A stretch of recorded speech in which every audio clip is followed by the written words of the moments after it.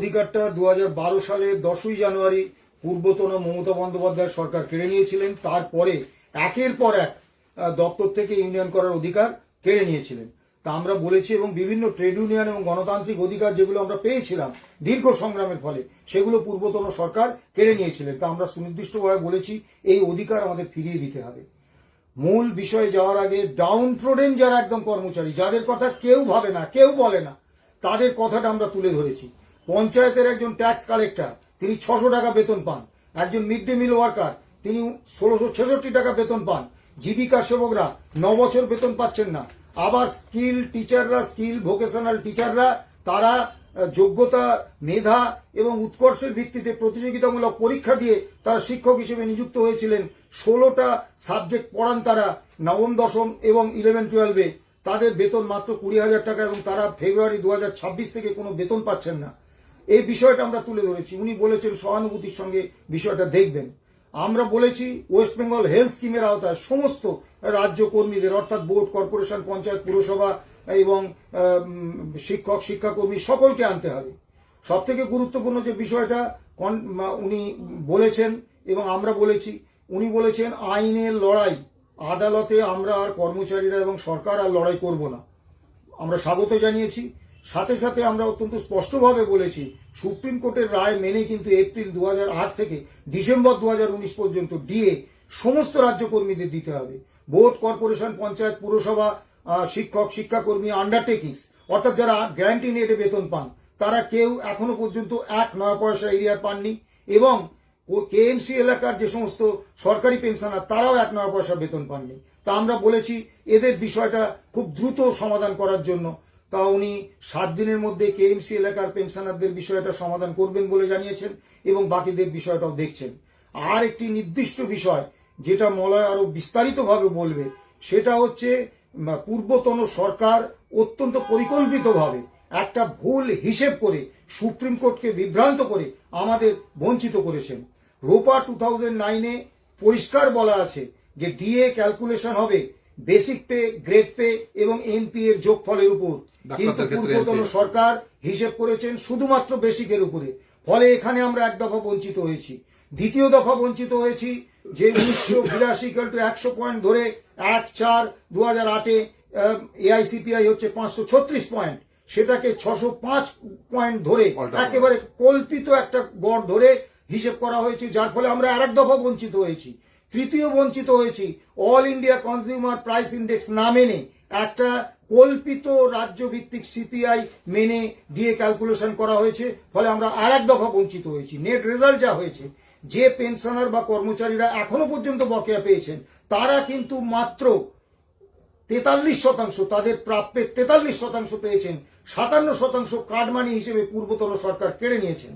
এবং সম্প্রতি নতুন সরকারের আমলে যে পেনশনারদের কাছে 8 থেকে 2015 পর্যন্ত যে বকেয়া দিয়ে দেওয়া হচ্ছে, সেটাও কিন্তু এই ভুল হিসেবের উপরে।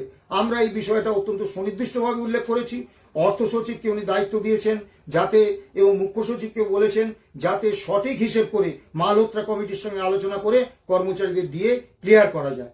আর পে কমিশনের ব্যাপারে বলেছেন জানুয়ারি 2027-এর মধ্যে, জানুয়ারি 2027-এ পে কমিশন ডিসেম্বরে কমপ্লিট হয়ে যাবে। জানুয়ারি 2027-এ সমস্ত কর্মচারীরা 7ম বেতন কমিশনের বেতন এবং ভাতা, পেনশন তারা পেয়ে যাবেন। আর 42% ডিএ বকেয়া, এ ব্যাপারে আমরা বলেছি যে মলয়বাবু সুনির্দিষ্টভাবে বলেছেন যে একটা স্ট্যান্ডিং অর্ডার করার জন্য, যাতে all India consumer price index মেনে আমরা ভবিষ্যতে ডিএটা পাই। উনি বলেছেন আগেই 42% ডিএর 22 জুন রাজ্য বাজেট আছে, সেখানে একটা বড় অংশ ঘোষণা করা হবে, তারপরে আমরা এটা ক্লিয়ার করে দেবো। আর স্বাভাবিকভাবে যখন জানুয়ারিতে পে কমিশনের রায় কার্যকর করে দেবেন বলছেন, তার মানে 42% ডিএ ডিসেম্বরের মধ্যে মিটিয়ে দেওয়া হবে। সদর্থক ভঙ্গিতেই আজকে আলোচনা হয়েছে। বাকি বিষয়টা আমাদের সংগঠনের সাধারণ সম্পাদক মলয় মুখোপাধ্যায় তিনি বলবেন। দেখুন, প্রথমে আলোচনায় মাননীয় মুখ্যমন্ত্রী শুরু করেন, বলল দেখুন আপনাদের এই যে ষষ্ঠ বেতন কমিশনের একটা বিরাট ডিএ বাকি আছে, আমরা 2%, 4% ডিএ দেব না। বিগত সরকার সেইভাবেই ডিএটা দিত। 22 তারিখ 8 মাসের জন্য আমরা বাজেট করছি, সেখানে আপনারা একটা গুড নিউজ পাবেন। কিন্তু আমি পার্সেন্টেজটা বলছি না, কিন্তু আপনারা স্যাটিসফাই হবেন। স্বাভাবিকভাবে এইভাবে বলাতে 42% ডিএ বাকি, তার যদি অর্ধেকও যদি রিলিজ করে দেয়, সেটাকে আমরা অনেকটাই মনে করব। এবং সেটা কিন্তু 22 তারিখ, আজকে 1 তারিখ, আর মানে 3 সপ্তাহের মধ্যে আমাদের একটা মোটা ডিএ ঢুকতে চলেছে বলে আমরা আশা করছি। দ্বিতীয় নম্বর বলছে যে বেতন কমিশন বা মানে রিপোর্টটা আমরা ডিসেম্বরের মধ্যেই কিন্তু দিতে বলবো। নিশ্চয়ই তাহলে চেয়ারম্যান এবং মেম্বার গঠন করে দেবে রিসেন্টলি, এবং 6 মাসের থেকেও কম সময়ের মধ্যে রিপোর্ট করে দেবে, এবং পয়লা জানুয়ারি থেকে এফেক্ট দেবে। আমরা যেটা জীবনেও পাইনি, অর্থাৎ পয়লা জানুয়ারি 26 থেকে বেতন কমিশন লাগু হওয়ার কথা, সেখানে যদি পয়লা জানুয়ারি 2027 থেকে লাগু হয়, তাহলে কিন্তু এটাও আমাদের একটা বড় পাওনা। আমরা এই যে গ্র্যান্টি নেট কর্মচারীদের কথা বারবার প্রতিটি সংগঠনই তুলে ধরেছে, গ্র্যান্টি নেট কর্মচারী তারা শুনেছে। আমি জাস্ট 1 মিনিট আপনাকে বিরত করছি, কারণ অনেকেই স্পেসিফিকলি লিখছেন শিক্ষকেরা বঞ্চিত থেকে যাচ্ছে। ওই তো সেক্ষেত্রে গ্র্যান্টি নেট মানে হচ্ছে না, যেহেতু ক্লিয়ার করে বলে হ্যাঁ, দাও, গ্র্যান্টি নেট মানে হচ্ছে যারা সরাসরি সরকারি কর্মচারী হয় আর সরকার পোষিত কর্মচারী হয়। অর্থাৎ এই যেমন স্কুলগুলো, যেমন দেখবেন জেলায় একটা করে সরকারি স্কুল থাকে, কিন্তু বাকি স্কুলগুলোকে সরকার সেগুলোতে অনুদান দেন, সরকার পোষণ করেন। ফলে এই গ্র্যান্টিং এড মানে হচ্ছে যে যারা এখনো পর্যন্ত পাননি, সরকার যাদের পোষণ করেন, অনুদান দেন, ফলে তাদেরকে, অর্থাৎ শিক্ষক সহ এই যেমন পঞ্চায়েত, কর্পোরেশন, মিউনিসিপ্যালিটির কর্মচারী যারা ওই রোপারুল 2009 মোতাবেকই বেতন পেতেন। অ্যাকচুয়ালি কি ছিল, যেহেতু এই সংস্থাগুলো আলাদা আলাদা, আর্টিকেল 12 অথরিটি গুলো আলাদা আলাদা, সেই জন্য আলাদা আলাদা রোপারুল তৈরি হলেও প্রিন্সিপালটা এক ছিল। ওই ডে এর ডেফিনেশন সেটা এক, যে ডিএ এআইসিপিআই অনুযায়ী দিতে হবে, 1982 কে বেস ইয়ার ধরে 536 এর সঙ্গে সাপেক্ষে সেটা ক্যালকুলেশন করতে হবে। এর আগের সরকার যেটা করেছিল, আমি জাস্ট 2 মিনিট শুধু ওইটা বলে দিই, এর আগের সরকার যেটা করেছিল সেটা কি করেছিল, প্রথমে তো দেননি, তারপরে আমরা 7 বার জেতার পরে যেটা ক্যালকুলেশন করেছিল একদম মিস ক্যালকুলেশন, সেটাই আমরা আইডেন্টিফাই করি। যেটা শ্যামল বাবু বলল যে প্রথম কথা বেসটাকে অল্টার করেছিল, বেসটাকে হায়ার করে কি হলো, ডিএর অ্যামাউন্টটা কমিয়ে দেওয়া, নাম্বার 1। Number 2 calculation. দেখুন ক্যালকুলেশন কিভাবে করতে হতো, basic pay plus grade pay, এই দুটোর উপরে ক্যালকুলেশন, সাধারণ কর্মচারীদের ক্ষেত্রে এই দুটোর উপর ক্যালকুলেশন করে ডিএ হতো। ডক্টরদের ক্ষেত্রে basic pay plus grade pay plus NPA, এই তিনটাকে যোগফল করে তার উপরে ডিএ ক্যালকুলেশন করতে হতো। সেটা কিন্তু এর আগের সরকার কি করেছে, তারা কিন্তু এই চাতুর্যতা দেখিয়েছে। তারা এই ক্যালকুলেশনে প্রথম কথা বেসটাকে অল্টার করেছে, দ্বিতীয় কথা ক্যালকুলেশনের সমস্ত বেতনের সমস্ত কম্পোনেন্ট গুলোকে অ্যাড করেনি, তৃতীয় কথা এআইসিপিআই অনুযায়ী দেননি। তারা একটা কল্পিত একটা কোথা থেকে প্রথমে বললেন গোটা বিচার পর্বে 9 বছর ধরে গোটা বিচার পর্বে কোথাও বলেননি যে মানে স্টেটের নিজস্ব কনজিউমার প্রাইস ইন্ডেক্স আছে। অল অফ দ্য সাডেন ইন্দু মালহোত্রা কমিটিতে তারা বলে তাদের নাকি নিজস্ব একটা কনজিউমার প্রাইস ইন্ডেক্স আছে। ইভেন এই যে ইন্দু মালহোত্রা কমিটির 4th মিটিং এবং 6th meeting A specifically confederation of state government employees একদম নাম লিখে বলেছিল ওদের ডাকার কথা, অর্থাৎ মলয়বাবু এবং শ্যামলবাবুদের ডাকেন নিয়ে। সেটা যখন আদালতে আমরা তুলে ধরি তখন সুযোগ দেন, তখন ইন্দু মালহোত্রা কমিটি, তখন আমরা দিল্লি যাই এবং আমি প্রথম ওই ওপেনিং সমস্ত বক্তব্য সহ আমাদের যে কি কি দাবি দেওয়া, আমরা কেমন ভাবে ডিএ পেতে পারি সেই ক্যালকুলেশন শিট সহ সেটা তুলে দিয়ে এসেছি। এখনো পর্যন্ত সেটার কিছুটা অংশ পেয়েছি, বাকিটা পাইনি বলেই আজকে, যেহেতু মিটিং ডেকেছিল, আজকে অনেকেই ফোন করছেন, অনেকে জানতে চাইছেন। মিটিং এ যেহেতু কর্মচারী সংগঠনগুলো দেখেছিল, সংগঠনের নেতারা ছিলেন, মলয়বাবু ছিল, আজকে সংগঠনের পক্ষ থেকে যারা যারা ছিল সেটা লিস্টও আপনারা অলরেডি পেয়ে গেছেন।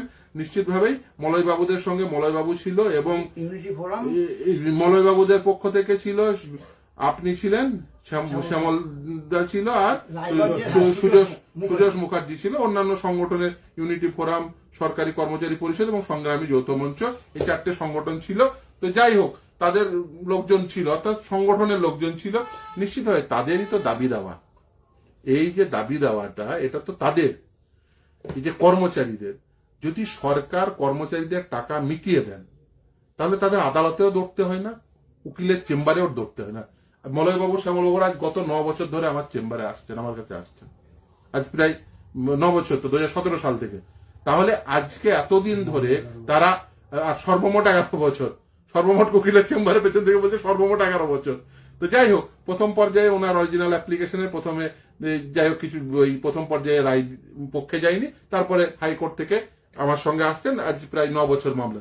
তাহলে এই যে শ্যামলদা বা মলয়দাদের এই যে হাইকোর্টে উকিলের চেম্বারে ঘুরে বেড়াতে হচ্ছে, এটা ঘুরে বেড়াতেই হতো না যদি সরকার সেটা মেনে নিতেন, এআইসিপিআই অনুযায়ী দিয়ে দিতেন। এই শ্যামলদা বা মলয়দাদের এই যে বা অন্যান্য সমস্ত সংগঠনের বা সমস্ত কর্মচারীদেরই, তাদেরকে যদি সরকার দাবি দেওয়া মোতাবেক বা ন্যায্যতার সাথে, কারণ তারা কেউ কল্পিত দাবি করছে না, কেউ মিথ্যা দাবি করছে না। এর আগের সরকার যদি মিটিয়ে দিতেন, কাউকেই দিয়ে পাওয়ার জন্য আদালতে ছুটতে হতো না।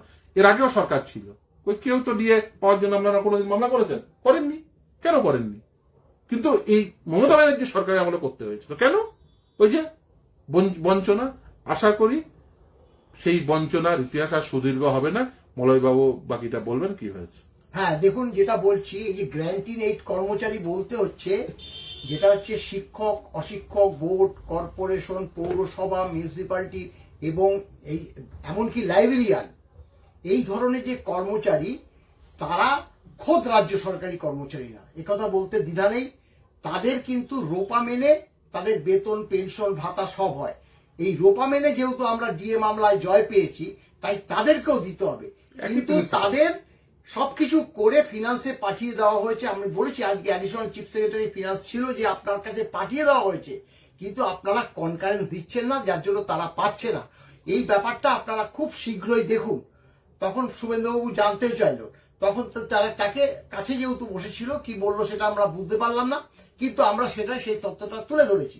এবং আরো একটা ব্যাপার বলেছি যে ক্যালকাটা কর্পোরেশনের আন্ডারে যারা যে সকল পেনশনাররা এজেড, আমি এইভাবে বলেছি যে 80, 85, 90, এমনকি 99, মানে 100-এর কাছাকাছি আছে, যে সকল পেনশনাররা, কেউ বলছে আমার ক্যান্সার হয়েছে, কেউ বলছে আমার প্রোস্টেট গ্ল্যান্ড মারাত্মকভাবে ক্ষত হয়েছে, আমরা পারছি না উঠতে, আমরা কি ডিএটা পাবো না, কিন্তু তারা খোদ রাজ্য সরকারি, তারা কি অন্যায় করেছে ক্যালকাটা কর্পোরেশনের আন্ডারে থাকে বলে? তখনও কিন্তু বললো তাহলে একটা কাজ করো, এটা ইমিডিয়েট ব্যাংকে ডাকো, ব্যাংকে ডেকে এটা বলছে না, ব্যাংক নাকি ডাটা দিচ্ছে না। আমরা যখন খোঁজ দিচ্ছি, এজি বলছে না আমরা ডাটা পাঠিয়ে দিয়েছি, ফিনান্স ক্যালকুলেশন করে পাঠাচ্ছে না। এই যে কন্ট্রোভার্সি শুনলাম, সেখানে আমরা একটু ধন্দে পড়ে গেলাম। যদিও বলেছে যে 7 দিনের মধ্যে ব্যাংকে ডেকে যাতে এদেরকে ডিএটা তুলে ধরা যায়, সেটার ব্যাপারটা অবিলম্বে কার্যকর করতে হবে। দ্বিতীয় নম্বর যেটা আমরা বললাম, এই যে all India consumer price index অনুসারে, দেখুন এর আগে আমরা দেখেছি বিগত যে সরকার, মাননীয় মানে ওই তৃণমূল সরকার, তারা কিন্তু নোটিফিকেশন জারি করে ডিএটা দিয়েছে, কম দিয়েছে, কিন্তু 50%কে 25%, 57%কে 25%, এইভাবে প্রায় অর্ধেকেরও বেশি ডিএটা কম দিয়েছে। সেটা তুলে ধরেছি, আমরা বারবার বলেছি যে all India consumer price index অনুসারে দিতে হবে। কিন্তু আমরা বুঝতে পেরেছিলাম, তারা বলেছিল নোটিফিকেশন জারি করে যে 1/1/16 থেকে 31/12/19 পর্যন্ত আমরা ডিএটা দেব, এটা বলেছিল। কেন দেব না, আমাদের 1/4/8 থেকে 31/12/15 পর্যন্ত এই হিসাবটা এখনো এইচআরএমএস এ ধরা নেই, আমরা সেইটা ইমিডিয়েট করে পরবর্তীকালে দেবো, এটা বিগত সরকার বলেছিল। হঠাৎ করে একটা টাকা রিলিজ হয়ে গেল, আমরা ধন্দে পড়ে গেলাম। বিভিন্ন কর্মচারী মানে অবসরপ্রাপ্ত কর্মচারী বলছে যে আমাদের পেনশন 2বার করে কেন ঢুকলো। আমরা তো অবাক হয়ে গেলাম। রিলায়েবল সোর্সে আমরা খোঁজ পেয়ে, সেটা বলিনি যে ফিনান্স থেকে আমরা খোঁজ পেয়েছি, উইদাউট নোটিফিকেশনে একটা সরকার কিভাবে, এটা বলে দিচ্ছি যে উইদাউট নোটিফিকেশনে আপনারা কিভাবে একটা এত বড় টাকা রিলিজ করলেন, তারা তো বুঝতে পারেনি। অনেকে বলছে ওই তো বিগত সরকার বলেছিল না 50% এখন দেবে, পরে সেপ্টেম্বরে দেবে, সেটা নতুন সরকার এসে পুরোটা দিয়ে দিল। অর্থাৎ তারা জানে যে এই যে 16 থেকে 19 তার অর্ধেক পেয়েছিল আর অর্ধেক এখন পেয়ে গেছে, কারণ 1/4/8 থেকে তো দেওয়ার কথা ছিল না, কেন হঠাৎ করে ঢুকিয়ে দিল। আজকে স্বীকার করলো কিন্তু দিয়েছে, আজকে স্বীকার করলো উইদাউট নোটিফিকেশনে এতগুলো টাকা রিলিজ করে দিল একটা সরকার, সেটা কিন্তু আমাদের বোধগম্য হলো না। যাই হোক, তারা এই যে all India consumer price index অনুসারে ওই ইন্দু মালহোত্রা কমিটির কথাই বলছে।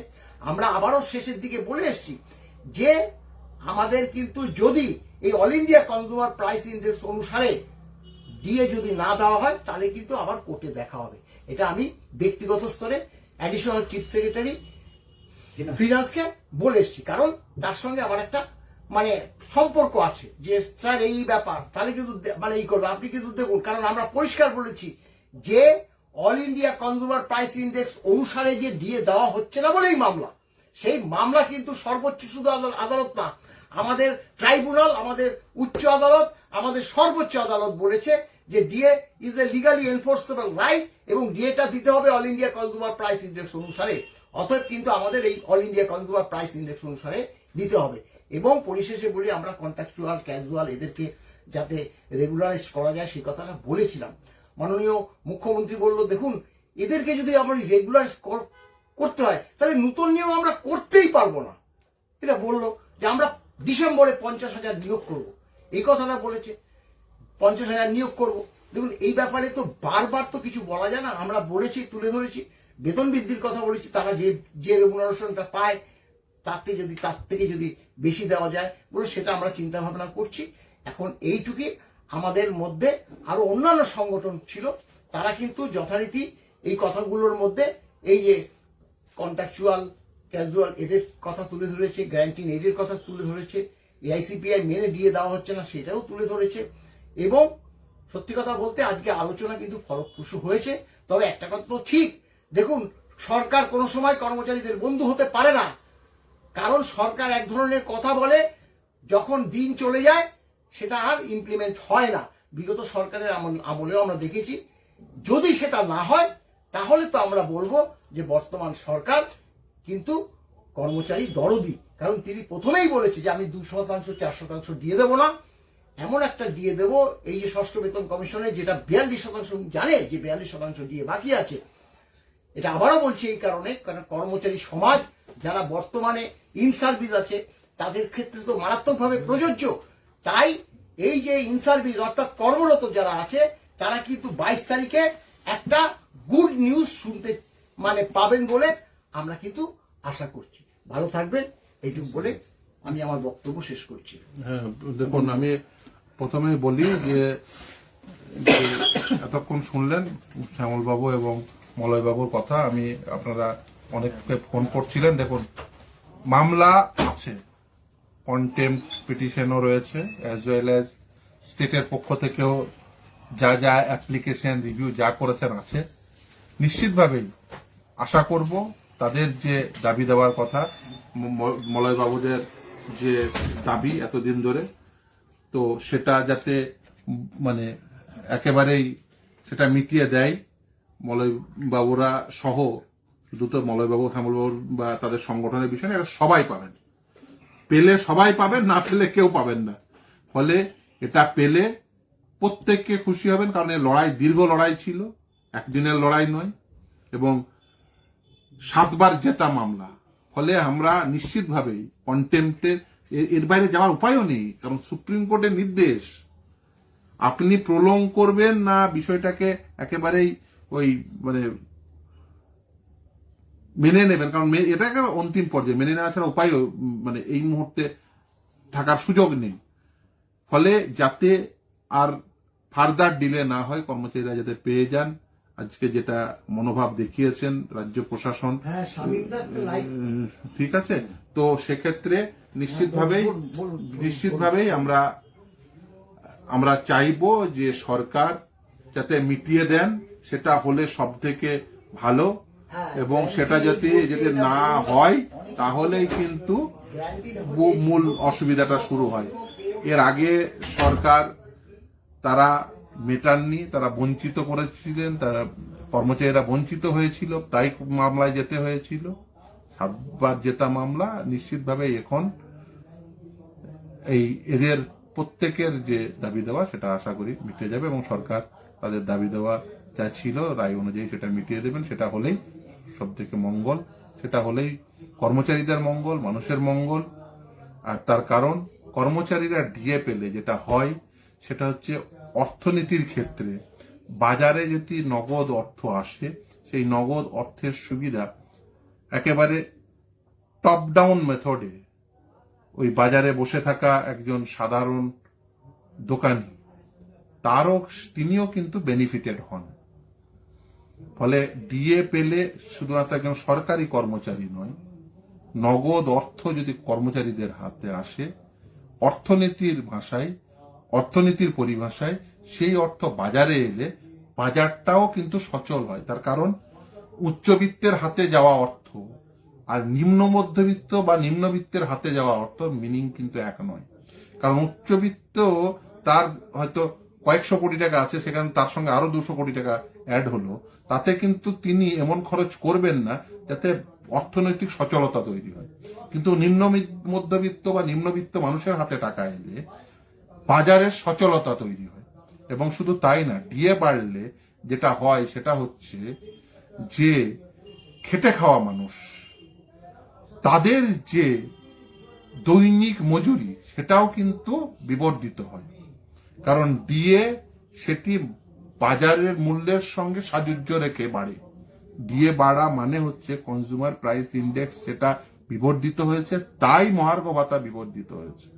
আর বাজারে দ্রব্যমূল্য বৃদ্ধি ঘটলে, তার সূচকের বৃদ্ধি ঘটলে একজন শ্রমিকের যে শ্রম মূল্য সেটারও বৃদ্ধি ঘটে, একজন কৃষকের যে কৃষিজাত পণ্যের মূল্য সেটারও বৃদ্ধি ঘটে। ফলে এই বাজারে অর্থনৈতিক সচেতনতার জন্য, অর্থনৈতিকভাবে বাজারটাকে সচল রাখার জন্য কর্মচারীদের এআইসিপিআই অনুযায়ী ডিএ দেওয়া এটা যেমন জরুরি, একইভাবে জরুরি কৃষকের ফসলের মূল্য দেওয়া এবং তার সঙ্গেই জরুরি শ্রমিকের শ্রমের মূল্য দেওয়া। সকলে ভালো থাকে।